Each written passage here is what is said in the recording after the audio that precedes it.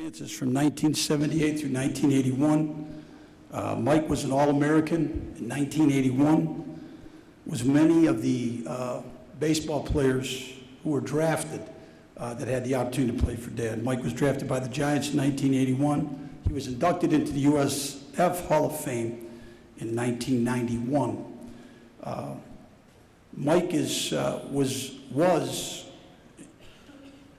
and Dad often talked about one of his favorite players to ever have the opportunity to play for him. And it's our honor to have Mike come all the way in today for this ceremony. Mike Spinozzi.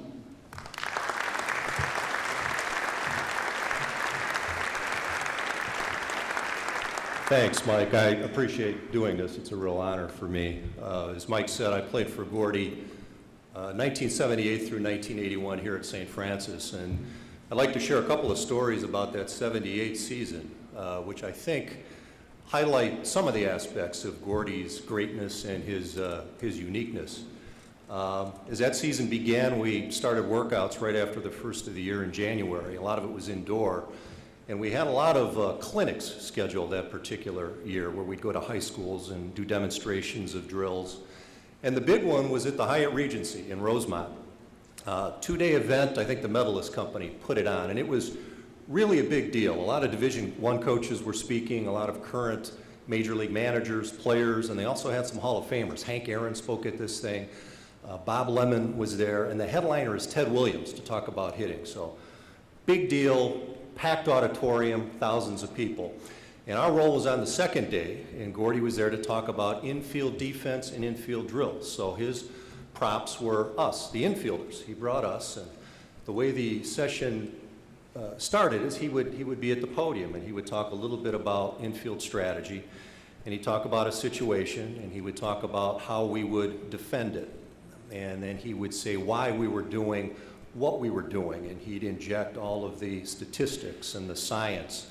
And then he'd talk about a drill, and this is how we practiced this particular situation. And for every guy that was doing the drill, he would break down their role in the drill. He'd talk about the balance and the footwork and all the detail.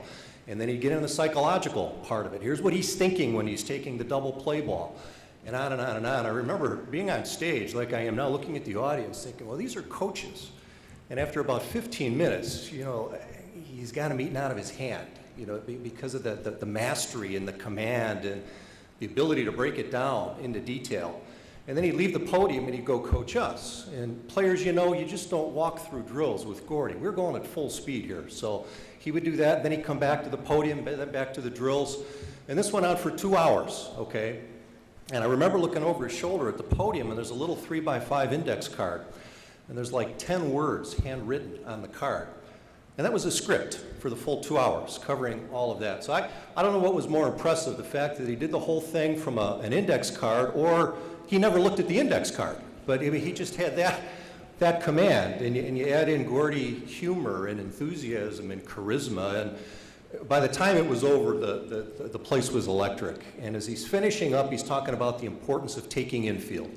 And we take infield, we don't go through the motions. We're playing at game speed. We throw the ball hard, and we throw bullseyes. And with that, he's got a rubber ball in his hands, and he spins to his right, and he fires the ball up at the wall, and it hits about where the clock is.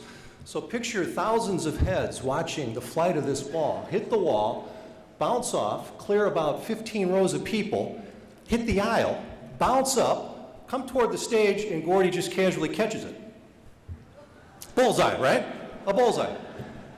Well, I don't know who was more stunned, the people out there or the guys on stage, because we were looking at each other, you know, how did he pull that off? Did this really just happen? But the program ends to a tremendous ovation, and the room goes crazy, and as we're coming off the stage, I'll never forget the coaches coming up. And normally they'll ask a question about a mechanic or clarification on a drill, but all these questions were about Gordie. Wow, they'd say, what's he like to play for? Wow. Is he always like that? It was really amazing. And our answers were, yeah, pretty much. That's what it's like day in and day out playing for Gordie. But I remember the feeling. It was the first time that group was on stage. And 78 team was largely freshmen and sophomores. You know, we had Altabelli in center field. He was our All-American. Came over from Lewis. Mikey's here. And that was really our first big stage. So if you speed ahead 4 months, the takeaway from the guys on that stage were, I'm not dropping a ball, nothing's getting by me, I'm not going to be out of position, I'm not screwing this up. And it had nothing to do with the people out there, it had everything to do with him. And we just didn't want to, well, that's not even the tough part, Billy. We didn't want to let him down. And as you players know, you've got a tremendous amount of confidence in coach, but the fact that he believed in you, and you felt that, and you knew you could not be any more prepared, allowed you to perform at a level you never thought possible as both individuals and players. So 4 months later, our next big stage together, again, these freshmen and sophomore, is the district championship, the NAIA district championship, and as fate would have it, we've got to play Lewis University. And if that wasn't tough enough, and we weren't a big enough underdog, we've got to play them at Lewis. Now, this is a team in 4 years that was national champion, national champion, national champion, and fourth, all right? And Gordie was now in the second year at St. Francis. And most of our lineup not only doesn't start for that Lewis team, we probably don't make the varsity. But we were pumped. You know, the game meant you know, a lot to him, it meant a lot to us. It was a state champion, a district championship, probably the biggest game of our lives. And we were fired up, and we were ready to go, and I think that kind of pervaded our infield and our pregame routine. And I'll remember his pregame speech. He calls everybody together, and he says, okay, and now you think you're going to get Gordie Newt Rockney, right? No, for 2 minutes, there's silence. And what he does is he makes eye contact with every guy on the team. And as he does it, he'd nod, and brought us down.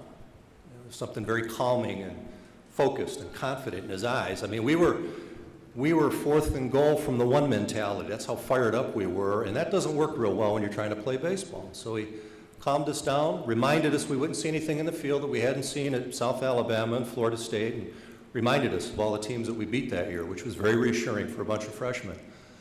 And he said, okay, here's the batting order, let's go to work.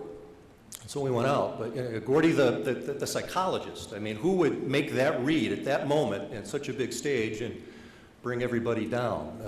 Tremendous motivator, and every game was different in terms of what we needed and what he provided.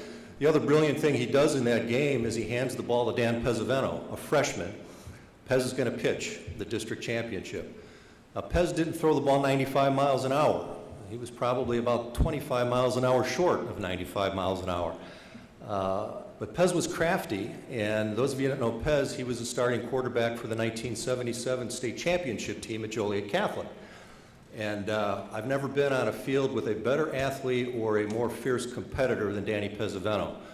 And this day, he was just flat out dealing. You know, he was hitting his spots, he was mixing his pitches, he was changing speeds, and you know, this Lewis team, and Rick Ramos is here, All-Americans, probably the best baseball program in that 4 or 5 year stretch anywhere in the country, any division. And they'd get people on base, and when we needed a ground ball, Pez would get somebody to roll over, hit a ground ball, or hit a pop-up. And we ended up winning that game 4-0, which is amazing. Then we go on to win the sectionals, and then we end up finishing 5th in the nation. And I gotta tell you, on paper, we're not on the list for the top 50. Let alone top 5 in the nation. But the way it all came together, when it did, the momentum built, that was all Gordie. You know, we overperformed, and that was all Gordie. And now it's been 37 years for me since that game, and this is the hard part. I could tell you he's always, his influence has never been stronger. And as I've gone through a career in business, I've had the opportunity to work with some really impressive people. Jack Welch at GE, they consider him the greatest CEO in the history of American business. If you don't know American business, think about Jack Welch as being the Gordie Gillespie of the business world, analogy.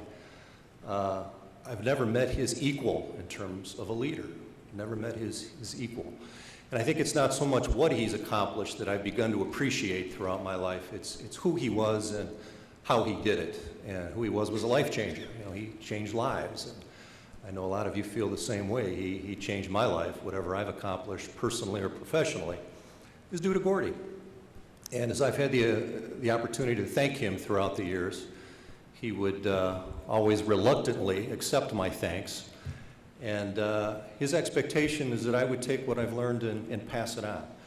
That's what he expected. So I think that's our responsibility and our challenge and our great privilege in honoring this remarkable man, and that's by passing it on. Thank you.